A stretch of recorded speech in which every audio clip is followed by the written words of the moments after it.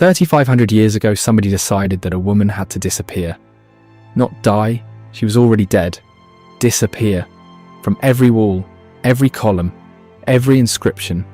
every carved relief across an entire massive temple complex that still stands in Egypt today. And the people who ordered this removal were so determined, so obsessive, so clearly frightened of what would happen if her image survived, that they committed months of skilled labour to the project, moving systematically through one of the most extraordinary buildings in the ancient world with tools and scaffolding and a list of every place her face appeared, cutting her out of history one strike at a time. They nearly succeeded. This is the story of the woman they could not quite erase. Her name was Hatshepsut, meaning foremost of noble ladies, and she was the fifth pharaoh of Egypt's 18th dynasty, the ruler who governed the most powerful and wealthy civilization on earth for approximately 22 years, who built more monuments than any Egyptian ruler between her reign and the New Kingdom's peak, who launched a trading expedition to the mysterious land of Punt that brought back quantities of frankincense, ebony, gold and living myrrh trees that transformed the Egyptian economy, and who wore the double crown, the false beard, and the full regalia of a male pharaoh. Not because she was confused about her identity, but because the institution of kingship in Egypt was so thoroughly masculine in its symbolic language that ruling effectively required adopting its visual vocabulary completely. To understand why Hatshepsut's story is so extraordinary and so deliberately obscured, you first have to understand the specific moment in Egyptian history into which she was born, the early 18th dynasty, the period immediately following Egypt's liberation from 2 centuries of foreign Hyksos rule. A humiliation so profound and so culturally traumatic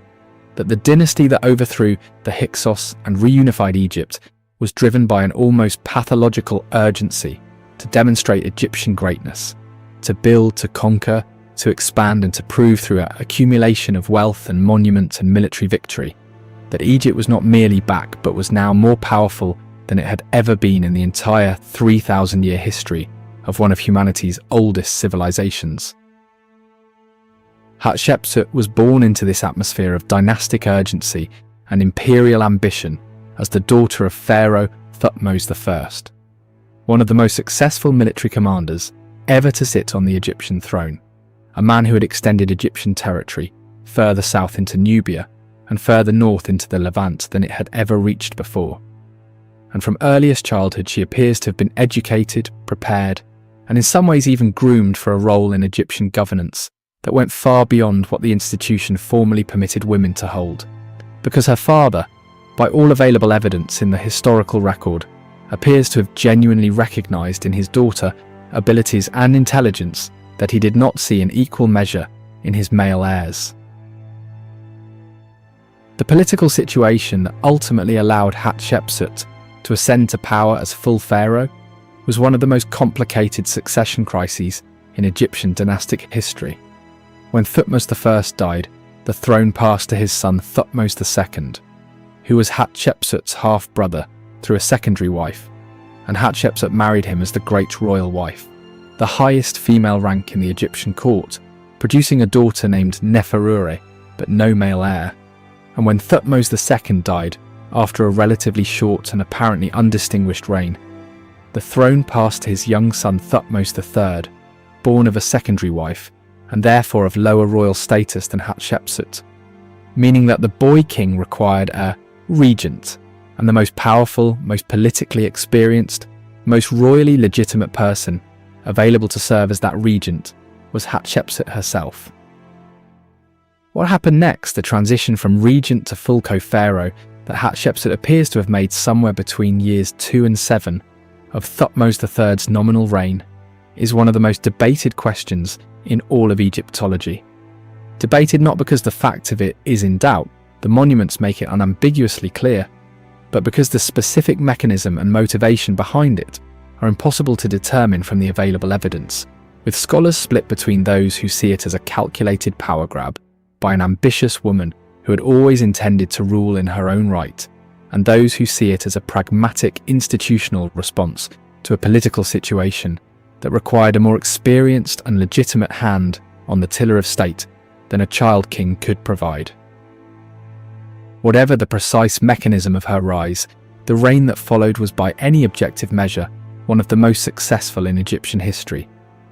Hatshepsut's approximately 22 years in power were characterized not by the military expansion that her father and her successor Thutmose III would become famous for, but by something arguably more difficult and more lasting. A period of sustained economic prosperity, diplomatic sophistication, and monumental building activity that transformed the physical landscape of Egypt in ways still visible today, with her construction program at Karnak alone representing one of the most ambitious architectural undertakings in the entire ancient world. The expedition to Punt, dispatched in approximately year 9 of Hatshepsut's reign and recorded in extraordinary detail on the walls of her mortuary temple at Deir el-Bahri, was one of the defining achievements of her rule, a maritime trading mission to a land the Egyptians called Tanetia, the land of the gods, which modern scholars believe was located somewhere along the coast of East Africa or the Arabian Peninsula, a destination so remote and so rarely visited that its successful round trip represented a logistical and navigational achievement of the first order for a civilization whose seafaring tradition was primarily oriented around the Nile rather than the open sea. What the expedition to Punt brought back was not merely trade goods, but a transformation of Egyptian material culture. The living myrrh trees transported back to Egypt in specially prepared containers and planted in the terraced gardens of Hatshepsut's mortuary temple at Deir el-Bahri were the first recorded instance of anyone in the ancient world attempting to transplant living trees from a foreign land. An act of botanical ambition so ahead of its time that it would not be replicated in recorded history for well over 1,000 years, and the frankincense and ebony and gold and exotic animals that accompanied the trees represented a quantity of luxury goods sufficient to supply the temple economy of Egypt for years afterward. Hatshepsut's mortuary temple at Deir el-Bahri, built into the cliffs on the west bank of the Nile at Thebes over a period of approximately 15 years, and still standing today as one of the most elegant and architecturally sophisticated structures in the entire ancient world, was not merely a monument to her own power and legacy, but a deliberate statement about the nature of Egyptian kingship itself. Designed by her architect and trusted advisor, Senenmut, in a style so radically different from everything that had come before it, that it appears to have had no direct precedent and would have no direct successor, a colonnaded terrace structure that worked with the landscape rather than dominating it, built into the face of the cliff in a way that made the architecture and the geology inseparable. Senenmut, Hatshepsut's chief steward, her most trusted advisor, the architect of her greatest monuments, and the tutor of her daughter Neferure, was one of the most powerful non-royal individuals in the entire history of ancient Egypt during his period of influence, a man of apparently non-aristocratic origins who rose to a position of such extraordinary personal authority under Hatshepsut's patronage that his enemies, both during his lifetime and after, accused him of improper intimacy with the pharaoh, accusations recorded in the form of graffiti scratched into the walls of tombs near Deir el-Bahri that represent some of the earliest known examples of political sexual scandal in recorded human history. The question of whether Hatshepsut and Senenmut had a personal relationship beyond the professional, a question that has fascinated Egyptologists and popular historians alike for generations, is one that the available evidence cannot definitively resolve. But what it can tell us is that the graffiti accusing them of intimacy was created and circulated during their own lifetimes by people who clearly believed the accusation was both plausible and politically damaging, which tells you something important about how their relationship appeared to contemporary observers, even if it tells us nothing certain about what actually occurred between them in private.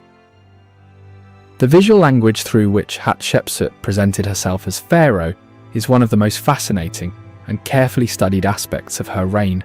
She did not simply adopt male royal iconography wholesale and without nuance, but navigated a sophisticated middle path in which some monuments showed her in the traditional female form with feminine titles and pronouns, while others showed her in full male regalia of the double crown and false beard with masculine titles and pronouns,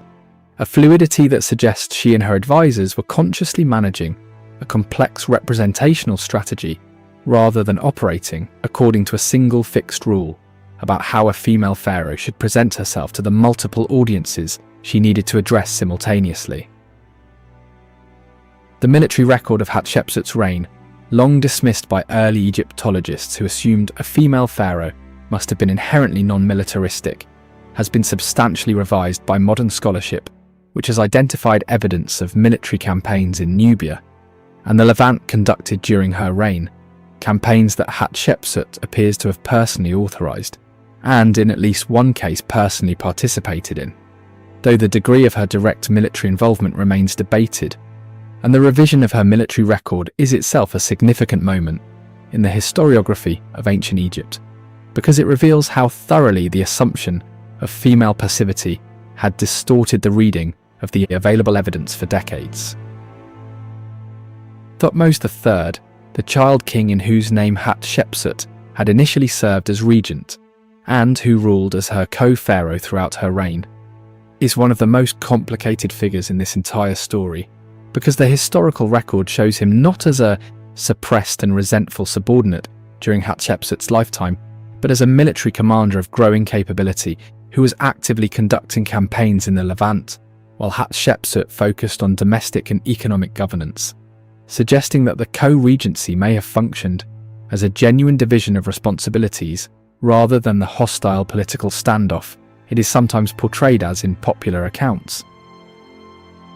Hatshepsut died in approximately 1458 BC, the cause of her death unknown, the circumstances unrecorded, the manner of it as obscured as everything else about the later stages of her reign. And her burial, which had been prepared in a tomb in the Valley of the Kings that she had expanded to include her father's mummy alongside her own, was the last act of a pharaoh who had spent her entire reign navigating the impossible space between what she was and what the institution she led required her to appear to be,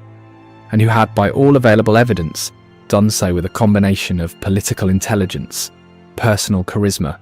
and sheer competence that had produced one of the most prosperous and stable periods in the entire history of the Egyptian state. The erasure began approximately 20 years after Hatshepsut's death. Not immediately, as was long assumed, but in the later years of Thutmose III's sole reign, a timing that has led modern scholars to completely revise the simple narrative of a resentful stepson taking revenge on a domineering stepmother the moment she died, replacing it with something more politically complex.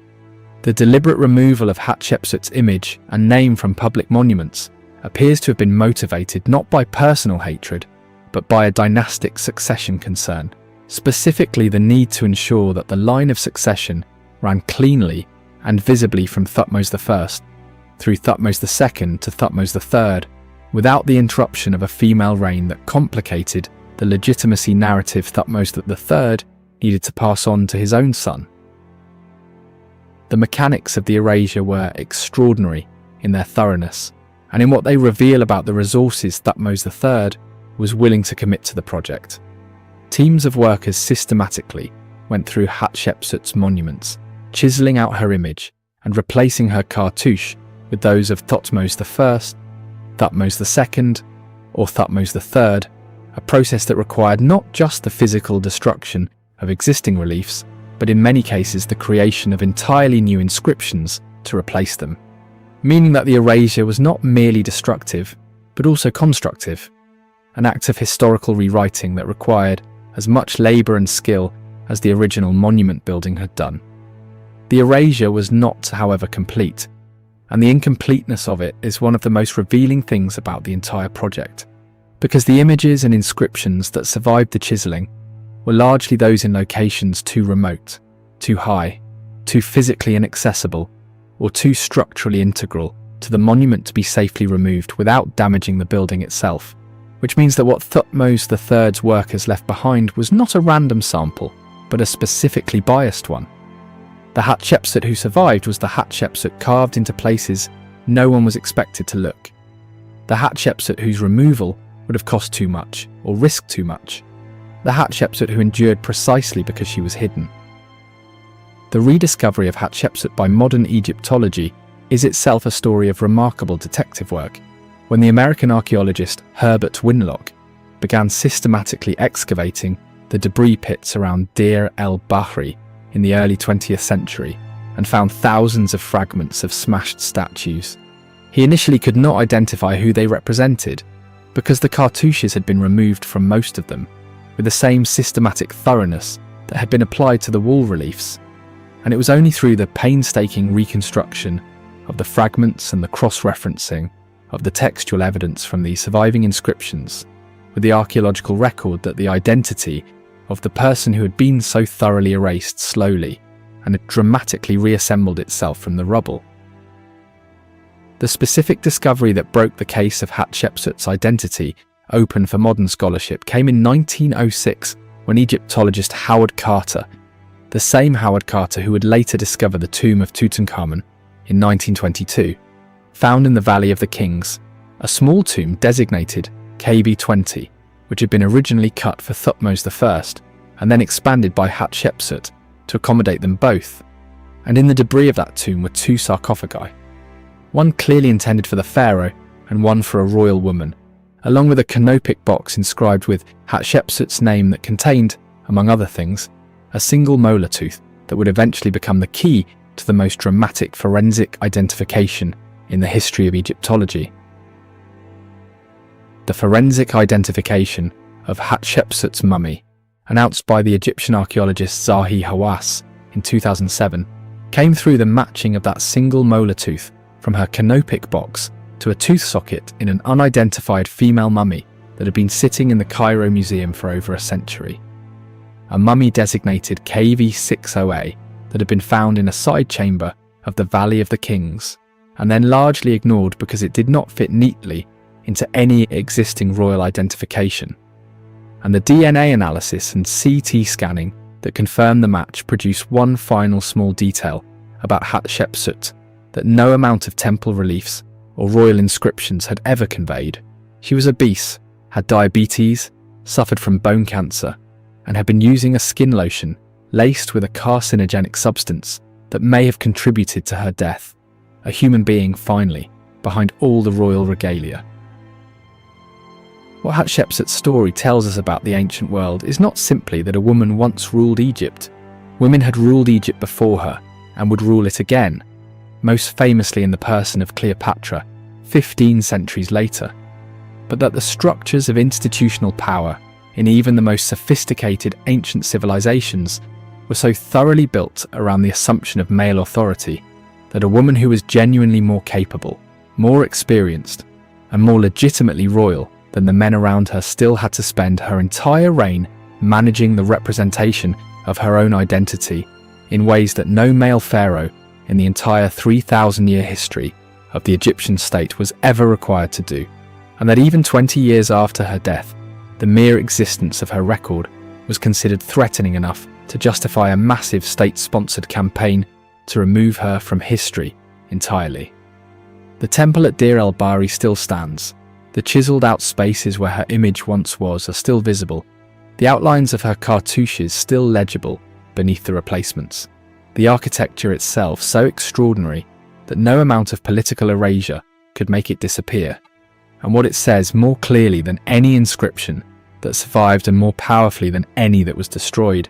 is that you cannot fully erase someone who built things that last. That the attempt to remove Hatshepsut from history ultimately preserved her more completely than her enemies could possibly have intended, because every chisel mark left behind on those walls is itself a record of how afraid they were of what she had done. And fear, as any student of history eventually learns, is the most reliable monument to greatness that one human being can leave upon another.